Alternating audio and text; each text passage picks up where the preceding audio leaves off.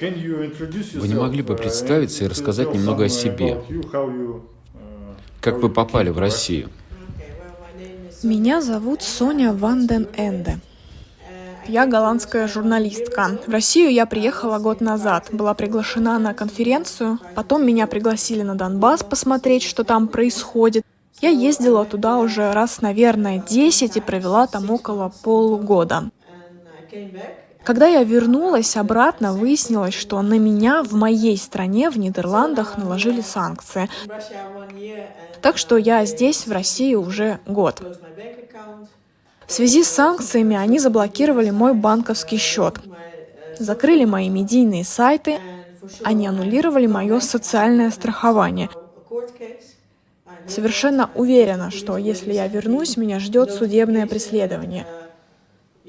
Мне уже доставили извещение из полиции. Мне инкриминируют пока не терроризм, но поддержку режима. Вот такие дела. Сейчас я пишу из России для нескольких изданий, уже не для западных, а для альтернативных. Пишу для больших газет Ирана, Сирии, для тех, кого в России называют дружественными странами. Что бы вы могли рассказать о конфликте на Украине, на Донбассе? Как вы можете объяснить, почему вы поддерживаете русских людей там? Я была там, я видела все своими глазами, я говорила с людьми, это было в самом начале в Мариуполе и в других городах. Я видела, что там происходило. Я спрашивала, кто конкретно все это натворил, кто разрушил ваши дома и города. И все люди, с которыми я общалась, подтвердили, что это сделали украинцы. Когда русские во время проведения СВО входили, Украина, отступая, уничтожила часть города. Они вообще терроризировали этих людей 8 лет. С 2014 года запрещали использовать русский язык. Батальоны Азов и Айдар состояли из преступников, и они представляли собой власть. Особенно, как я слышала, в Мелитополе, где мэр был назначен из состава Азова. Позже он сбежал в Нидерланды и получил там политическое убежище, рассказывая неправду о том, что русские его схватили и похитили. Хотя люди в Мелитополе рассказывали мне обратное. Таким образом, я видела там людские страдания, видела множество доказательств того, что там были неонацисты. Не все, конечно, но особенно Азов. Я была на заводе «Азовсталь» после того, как его освободили, и видела много всего этого. Это то, что я хотела рассказать людям в Голландии, что все не просто так. Россия взяла и решила захватить Украину. Этот конфликт длится уже 8 лет. Там шла война. Россия решила помочь русским людям, русскоговорящему большинству. Об этом говорит и российское правительство, и я думаю, что они в известной степени правы. Они стараются поддержать русских людей, чувствуя, что это их братья и сестры. Вот что происходит. Если наше интервью увидят на Украине или на Западе, они скажут, что это фейк, что это русская пропаганда. Я спрашиваю именно для них, платит ли вам российское правительство? Может быть, вы работаете на правительство России?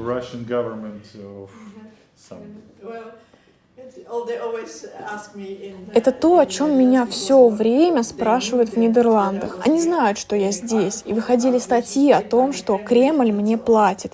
Но Кремль мне не платит. Я, может, и хотела бы, чтобы Кремль мне платил, но этого не происходит. Я зарабатываю свои деньги написанием статей. У меня были какие-то сбережения. В общем, российское правительство меня не поддерживает. Я поддерживаю себя сама, выполняя свою журналистскую работу. Я вполне устроена, но определенно без вмешательства российского правительства. Скажите, а что люди в вашей стране и вообще на Западе думают о России? Перед этим интервью мы обсуждали, что люди на Западе желают бороться с Россией и победить Россию. Что они думают делать после нашего поражения?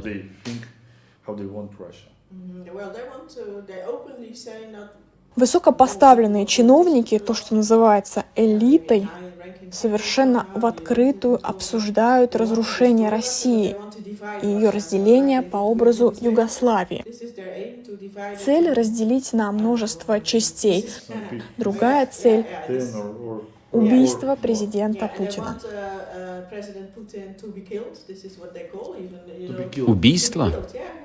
Да, и в США, и в Европе находятся сумасшедшие, которые предлагают поступить с ним так же, как с Саддамом Хусейном и Муаром Каддафи,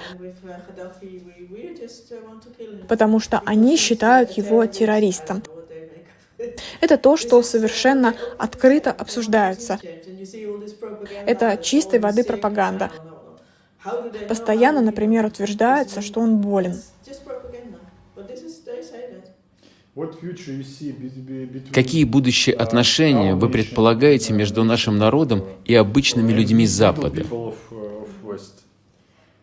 Я надеюсь, что каким-то образом будет заключено некое мирное соглашение, и я думаю, это займет немало времени, чтобы снова вернуться к хорошим отношениям. Если Запад не изменит своего мнения по поводу России, культуры, людей, это будет чрезвычайно трудно. Это все очень глупо, потому что русские — это такие же европейцы. Если вы поедете в Москву и в Санкт-Петербург, вы увидите, что это Европа. Возможно, нормальные люди, которые знают Россию уже давно, обретут здравый смысл, выйдут и скажут: мы хотим вернуть связи с Россией. Но это займет много времени. Русофобия — это реальность? Да, в Нидерландах я была знакома с некоторыми русскими, и одна из них недавно вернулась в Россию, потому что она не могла больше этого выдерживать. Ее дочь вышла замуж за голландца, и вся семья постоянно обвиняла эту женщину в том, что она русская. И на работе было то же самое. Еще одна моя знакомая из Москвы пока еще остается в Голландии, но скоро, по-видимому, тоже вернется. На нее повесили шпионский ярлык, представьте себе, при том, что она совершенно обычная женщина, работает в больнице медсестрой. Она пыталась заниматься какой-то партийной деятельностью и тут же была обвинена в шпионаже. Такие вещи случаются. Русофобия — это следствие специальной военной операции России? Она усилилась, но я думаю, что русофобия была и раньше. Уже с 2014 года начались попытки очернить Россию. И когда русские пришли на помощь Сирии, их обвинили в незаконной оккупации. Хотя русские пришли по официальной просьбе сирийского правительства. При этом незаконное нахождение США в Сирии — это совсем другая история. С этого момента ситуация сильно ухудшилась, и Украина ее совсем усугубила. Видите ли вы окончание этого конфликта и как оно выглядит? Это очень грустно для меня, как для европейки, но конфликт закончится, когда в Европе все станет совсем плохо. Ситуация там уже ухудшается с газом, продовольствием и многим другим. Когда простые люди достигнут степени отчаяния от голода и бедности, возможно, тогда и появится шанс. Политики этого не закончат. Нидерланды и Германия будут поддерживать Америку. У Нидерландов слишком много бизнес-интересов на Украине, чтобы закончить это все. Они, возможно, даже знают, что они не правы, но они хотят войны. Ядерной войны? Я надеюсь, что до этого не дойдет. Они обвиняют Россию в размещении ядерных ракет в Белоруссии. Но в Голландии и в Германии много располагается американского ядерного оружия, нацеленного на Россию. И британские снаряды с ураном, которые хотят поставить на Украину. Это же ужасно. Посмотрите, что они сделали с Ираком. Они просто сходят с ума. Это мое мнение. Единственные, кто может все это остановить, это нормальные, простые люди, которые могут начать революцию. Но пока я не вижу ничего подобного. Вы не стали жертвой пропаганды в собственной стране. Почему так произошло?